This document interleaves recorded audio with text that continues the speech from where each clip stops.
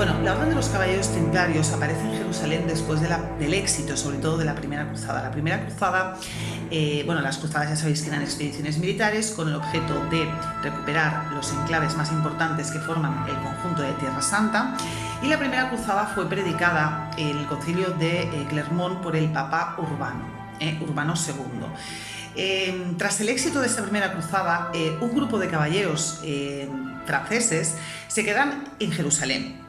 ¿Por qué se quedan en Jerusalén? Porque en esta Primera Cruzada Jerusalén es tomada por los cristianos, es decir, se recupera Jerusalén después de la toma de Jerusalén por los turcos selyúcidas y vuelve, como si dijéramos, a manos de los cristianos. Este reino cristiano efímero durará poco hasta que Saladino lo recupere para el bando musulmán en la Tercera Cruzada. Está rodeado de enemigos, y a este reino efímero cristiano de Jerusalén van a llegar muchos peregrinos que necesitan protección. Estos caballeros encabezados por un grupito que es de 9 caballeros encabezados por la figura de Hugo de Payens, deciden, en lugar de volver a Francia después de participar en la Primera Cruzada, deciden quedarse a vivir en Jerusalén, ofrecerle protección al rey, ofrecer protección a los peregrinos. Son un grupo de caballeros con mucha fe, que han participado en las cruzadas y que además pertenecen a la nobleza segundona, aquella que no tienen herencia, no tienen herederos, por eso mismo participaron en las cruzadas en busca de fortuna, y oye, ¿para qué van a volver? Pues ahí se quedan y encima pues cumplen una misión súper importante. Pronto estos caballeros se convierten en héroes porque los peregrinos, cuando vuelven a Europa, explican maravillas. Entonces, antes de que ellos volvieran a Europa, ya se estaba forjando la leyenda, ¿no? Y ya se convirtieron en héroes, de la cristiandad. Y evidentemente esto llegó a oídos del Papa. Aparte de que contaban en Europa occidental, con un gran valedor que es Bernardo de Claraval, que es el creador de la Orden del Císter, importantísima durante la Edad Media, y iba a ser su gran valedor a ojos del Papa, y el que va a redactar también la regla que van a seguir estos caballeros de la Orden del Temple.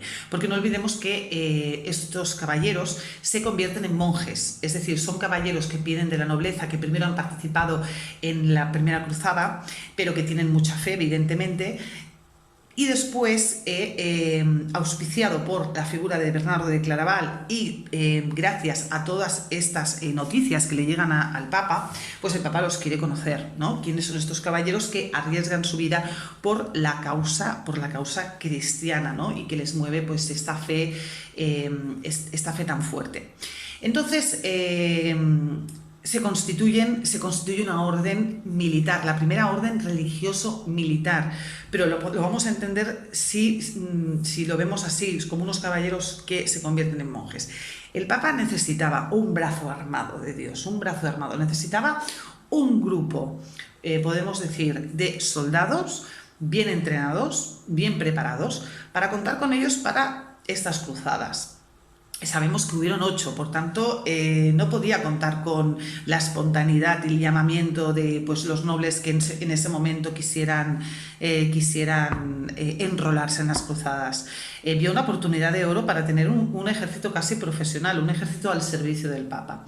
Para que este ejército tuviera una disciplina y sirviera a la fe cristiana y sirviera sobre todo a los intereses papales, a los intereses de las cruzadas, necesitaban una disciplina, necesitaban un orden, ¿no? Y por eso los ordena como tal. Por tanto, van a ser monjes, van a vivir como monjes en una disciplina religiosa. Mucha de la regla cisterciense se aplica a la creación de la Orden del Templo, pero van a tener algunas diferencias, por ejemplo, diferencias importantes o privilegios. Van a depender directamente del Papa, es decir, van a ser los niños bonitos del Papa, el ojo derecho del Papa. Se les va a excluir o se les va a eximir, mejor dicho, de pagar impuestos. También se les va a eximir de la mayoría de oraciones que tenían que hacer los monjes de otras órdenes, porque al Papa le interesa que la mayor parte del tiempo lo dediquen a su misión militar, a los entrenamientos de la participación en estas cruzadas, con lo cual con 4 Padre Nuestros ya era suficiente. Pero van a hacer el voto de castidad, porque evidentemente si tienen familia descuidarían sus obligaciones militares para con la Iglesia, van a hacer un voto de castidad, van a hacer un voto de pobreza y van a hacer un voto de obediencia al Papa. Y lo van a obedecer durante todo el tiempo que dure esta orden del Temple. Y la misión, ¿cuál va a ser la de estos monjes guerreros? Pues va a ser la de ensartar con la espada cuantos más infieles puedan, mejor. Tiene, a partir de una bula papal, ya sabéis que los papas en esta época, a golpe de bula, pues hacían lo que querían, cómo consiguen que unos monjes que son representantes, los ministros, ¿no?, del mensaje de Jesús en la tierra, sean capaces puedan matar. Pues muy fácil.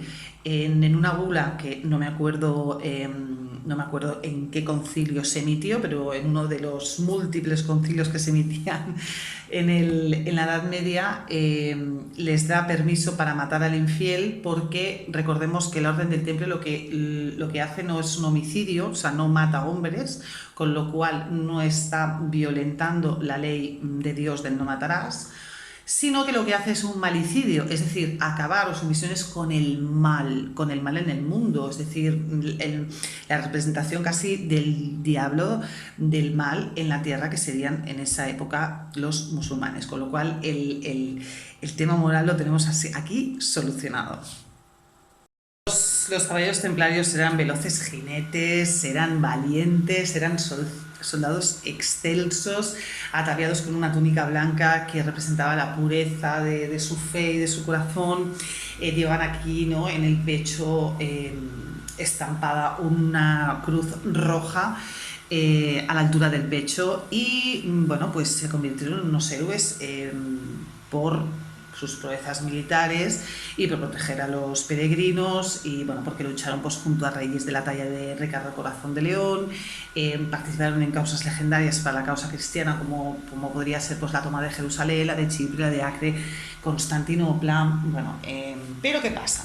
A medida que avanzaban las cruzadas, la balanza se iba decantando al compás de las victorias en manos de los musulmanes, se iba decantando por el bando musulmán, con lo cual las cruzadas cada vez iban perdiendo fuelle, por decirlo de alguna manera. Por tanto, bueno, los templarios cada vez iban perdiendo, se convirtieron en héroes, pero iban perdiendo fuelle, porque bueno, pues evidentemente los musulmanes pues iban ganando lo que son las cruzadas, aunque bueno, hubieron victorias fantásticas y maravillosas apuntadas en el bando cristiano. Aparte de convertirse en héroes, que esto es una parte muy importante de los templarios, recordemos que en un inicio se llamaban compañeros, los pobres compañeros de Cristo y el templo de Salomón. Bueno, pues de pobres, nada. Y también sabemos que hicieron un voto de pobreza, porque eran monjes, que formaban parte de una orden religiosa, aunque fuera militar, eran religiosos. Pero con el tiempo, el orden del Temple habían amasado una fortuna de incalculable valor. Por un lado tenían patrimonios, un patrimonio compuesto por castillos, tierras, rentas, inmuebles que heredaban de los nobles. Muchos reyes, por ejemplo el rey de Aragón, Alfonso de Aragón, cuando murió dejó todo a los templarios, y muchos nobles en vida pues les cedían rentas, porque era una manera de asegurarse la salvación. Sabemos que en esa época es importante. Además de toda esta riqueza patrimonial, empiezan a amasar una fortuna financiera. Se convierten, o dicen que son los primeros en crear, o son los creadores del crédito. Del crédito, ellos hacían préstamos, se convirtieron en prestamistas de los reyes europeos. Los reyes europeos en esa época pues estaban metidos enzarzados en mil y unas batallas y campañas, Francia contra Inglaterra en Aquitania, etcétera, etcétera. Y necesitaban dinero, porque sabemos que las campañas militares pues cuestan mucho dinero, ¿no?, al erario real y público. Por tanto, se convierten en prestamistas de los propios reyes. Pero no solo eso, se convierten en bancos, o sea, por un sistema de créditos que ellos inventaron. Después, cuando los peregrinos dejan aquí hacen unos depósitos que después recuperan en Jerusalén, pero evidentemente con unos intereses. Bueno, la cuestión es que se hacen riquísimos, tanto por riqueza financiera como riqueza patrimonial. Y esta riqueza no pasó desapercibida a los ojos de un rey muy, muy, muy ambicioso como es el rey Felipe IV el Hermoso de Francia, no el nuestro que se casó con Juana de Castilla, conocida por Juana la Loca, sino Felipe IV el Hermoso, que también tenía muchísimas deudas y necesitaba dinero. Como ya había esquilmado a los judíos, que eran los que tenían dinero, pues puso enseguida sus ojitos en los templarios. Dicen las malas lenguas, además, que quiso ingresar en la orden. Eso dicen algunos en su tiempo y no se lo permitieron. Y bueno, pues que tenía una especie de enquina, aunque siempre había sido un gran apoyo para ellos, pero que en el fondo tenía una enquina. Pero yo la verdad es que me decanto más por la cuestión económica, o sea, por la razón, el motivo económico. Porque va a ser Felipe IV quien va a empezar la persecución, o va a ser el motivo, porque se dice la persecución de estos héroes de la cristiandad.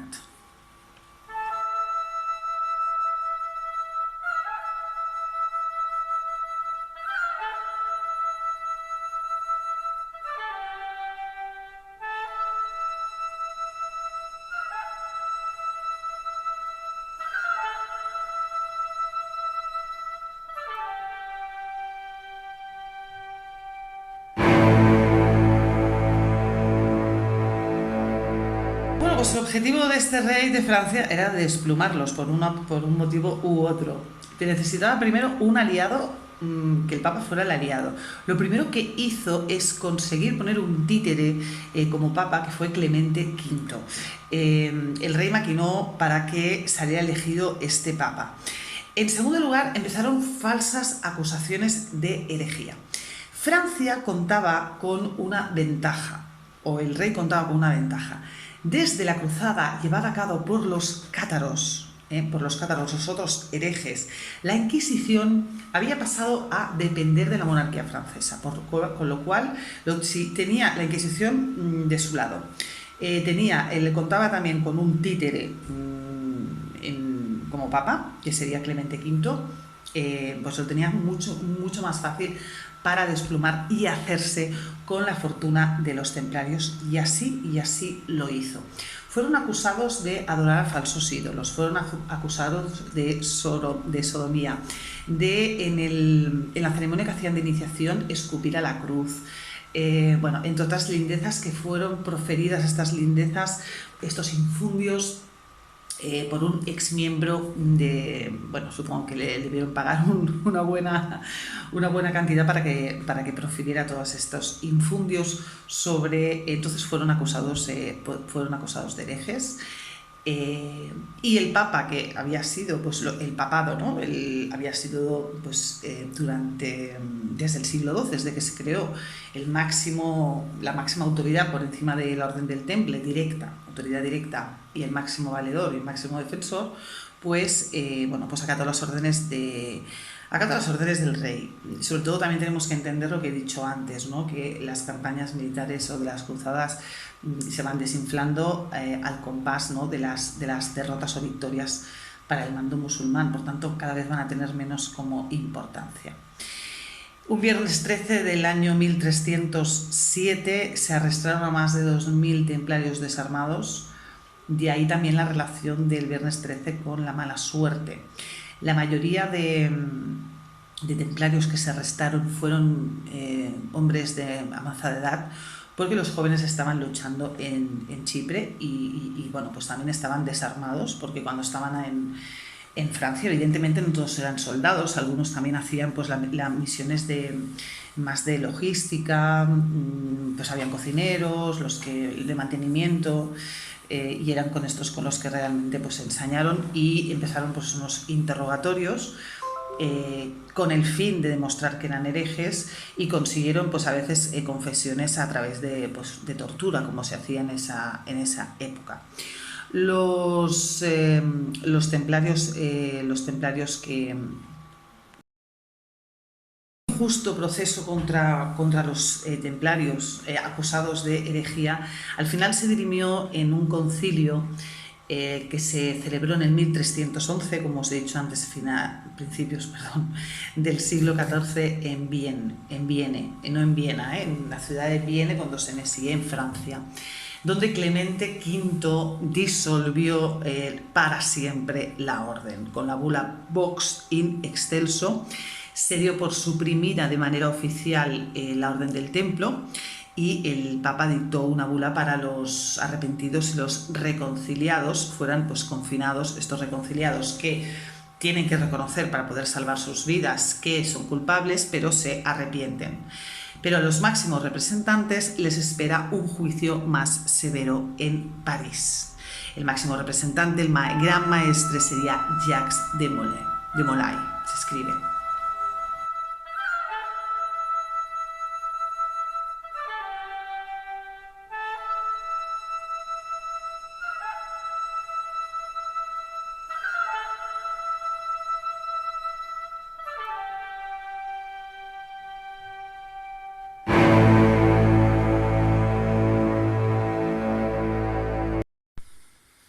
Bueno, pues como nos hemos quedado antes, a estos dirigentes se les reserva un juicio más severo y más extenso. Serán juzgados delante de Notre Dame, se les leen sus cargos, se les acusa de herejía, pero Jacques de Molay esta vez no se declara culpable ni arrepentido, sino que lejos de eso dice que de lo único que se siente culpable es de no haber defendido a la Orden del Temple de la infamia. A partir de aquí, la hoguera les espera. Los tres dirigentes son conducidos al islote de los judíos, bañado por el río Sena, delante de Notre Dame, con las tres piras preparadas, donde morirán quemados vivos. Antes de que las llamas acabaran con la vida de Jacques de Molay, profirió una profecía, se dirigió al rey y se dirigió al Papa. Después de insultarlos, les dijo que Dios vengaría su muerte y que antes de un año estarían muertos. Casualmente, la profecía del gran maestre se cumplió. Primero, moriría el Papa, rindiéndose a la evidencia de una enfermedad que venía sufriendo desde hace bastante tiempo, una enfermedad intestinal. Meses más tarde sería el rey de Francia, Felipe IV el Hermoso, que moriría a causa de un accidente a caballo.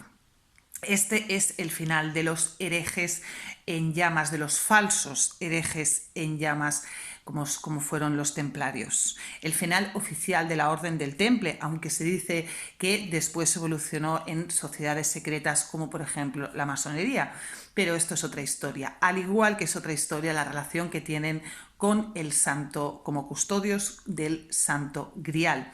Es otra historia que, aunque extraoficial, fascinante, y que puede ser que ocupe a otra cucharada de la historia. Muchísimas gracias. Si os ha gustado este vídeo y queréis ver el siguiente dedicado a los cátaros, no olvidéis darle a la campanita para poder avisaros del próximo vídeo, darle un me gusta y dejar un comentario. Gracias y que vaya bien.